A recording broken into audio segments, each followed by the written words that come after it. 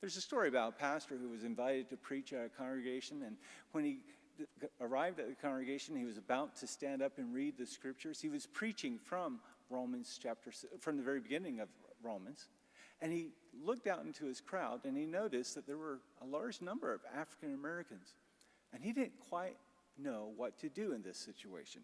He didn't know how they felt about slavery.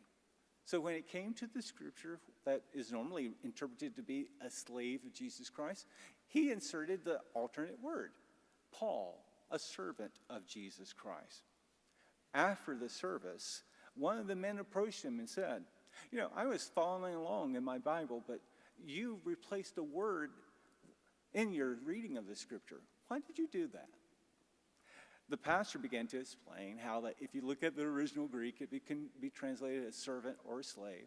And the entire time he was offering his explanation to this gentleman, the man just smiled, and then he waited for his opportunity to ask another question or to make a statement.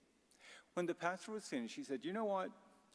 Paul calls himself a slave. And if you're going to belong to anybody, you ought to belong to Jesus. And if you belong to Jesus, nothing else can have a piece of you. Think about that. If you're going to belong to anybody, isn't it great to belong to Jesus Christ?